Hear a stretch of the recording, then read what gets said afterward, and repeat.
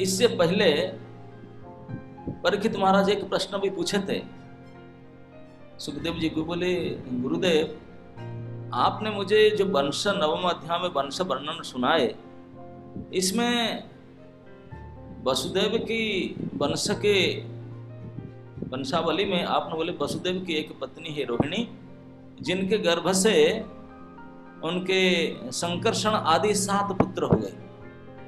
संकर्षण बड़देव को लेकर के गदा आदि सारण आदि 7 पुत्र हुए, और वसुदेव के और एक पत्नी देवकी के गर्भ में भी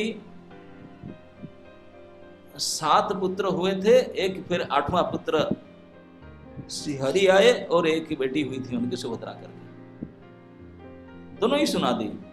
और श्री बलदेव को रोहिणी के पुत्र के रूप में गिनाए थे और देवकी के पुत्र रूप में गिनाए। हम लोग तो प्रश्न नहीं पूछे होते हर वक्त, लेकिन परीक्षित महाराज जैसे स्मार्ट है तुरंत पूछे। बोले, हे सुखदेव जी, ये कैसे संभव हो सकता है कि एक शरीर में रह करके 2 मां के गर्भ से जन्म हो सकता है? ये कैसे संभव हो सकता है ना? नहीं भाई, एक मां जुड़वा संतान तो जन्म दे सकता है, एक मां के गर्भ से 2 संतान एक साथ में हो सकते हैं, लेकिन एक संतान और 2 मां, हाउ कैन इट पॉसिबल?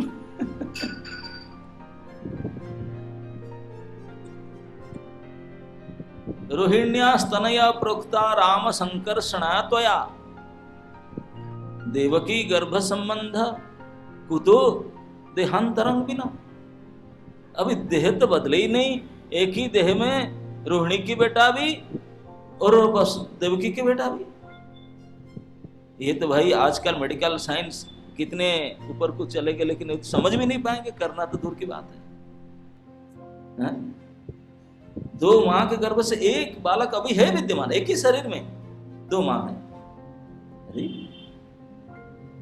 यद्यपि परीक्षित महाराज भगवान की अचिंत्य अनंत शक्ति के परिचित थे, वो जानते थे, और वो जानते थे कि भगवान बलराम साक्षात परमेश्वर कृष्ण ही है, उनसे कुछ कमी नहीं है। इसलिए यहाँ स्वराट शब्द से ही सूचित किया जाता है।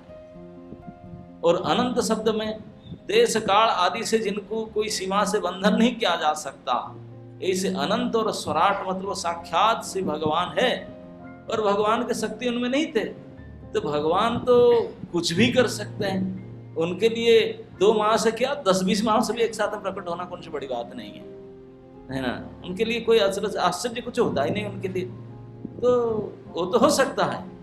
लेकिन परीक्षित महाराज ये जानना चाहते हैं कि श्री बलराम स्वराट होते हुए, पूर्ण स्वतंत्र ईश्वर होते हुए, वो जानबूझ करके पहले देवकी के गर्भ में आए, फिर वहां से ट्रांसफर होकर रोहिणी गर्भ में आए, उनके स्वेच्छा से ईसा किए, 2 मां को स्वीकार किए, या उसके पीछे और कोई रहस्य है कि भगवान ने बोले उनको ऐसा करने के लिए कि जरूर अगर बलराम जी ने अपने स्वेच्छा से किए तो उनके कोई निश्चित भक्ति का परिपाटी, सेवा की परिपाटी होगा, कोई अचिंत्य सेवा की वासना होगा उनके मन में। और जब भगवान ने बोले तो भक्त वात्सल्य की, भगवान ने बोले तुम ऐसा करो, ऐसे भी कर सकते हैं। तो क्या है, क्यों ऐसा किए? बलराम के जन्म रहस्य का प्रश्न वो पहले ही पूछ दिए थे। अब उनको जेल में डाल दिया वसुदेव देवकी को, और क्रम अनुसार एक के बाद एक उनके पुत्र को मारते गया कंस। 6 पुत्र को तो मार चुका था। माता देवकी का 6 संतान जेल में, एक तो आउटसाइड थी जेल हुआ था, घर में हुआ था, बाकी 5 जेल में हुए थे। तो उनको कंस ड्यू टाइम में जाकर मारा था।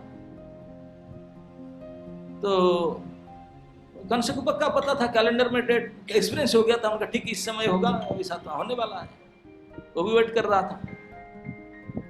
अभी 6 गर्भ होने के बाद 7वां बार माता देवकी ने गर्भवती हुई। कंस को क्योंकि फाइनल मैच अभी आने वाला है, सेमीफाइनल है ये, तो इसलिए वो ज्यादा सतर्क हो गया, थोड़ा सिक्योरिटी और बढ़ा दिया, और होशियार हो गया। लेकिन सुखदेव जी कहते हैं कि इस बार की जो 7वां गर्भ हुआ कुछ विशेष था। ये जो बाकी पहले के देवकी माँ के गर्भ में जो आ रहे थे वो ऐसा नहीं था। ये 7वां गर्भ विशेष था ना, क्या ना, ये जो 7वां गर्भ में जो आए वो साक्षात भगवद अंश अनंत देव आए शंकर। ये कोई दूसरे कोई थे नहीं, ये अनंत जी आए 7th में। साक्षात वासुदेव के कला अनंत सहस्र वदन स्वराट। वासुदेव के कला कहने का मतलब है साक्षात वासुदेव उनके अंश वही हैं। अनंत मतलब जिनका कोई सीमा नहीं है, कोई देश में कोई काल में सीमित नहीं हो सकते हैं, सबसे परे, देश काल आदि सीमा से परे। सहस्र वदन, जो भगवान के गुणगान के लिए हजारों मुख भी कमी पड़ता है, हजारों मुख लेकर के अनंत काल तक भगवत गुणगान करते रहते हैं। भगवान के भक्त चूड़ामणि श्री बलराम भगवान के गुणगान में सबसे आगे हैं।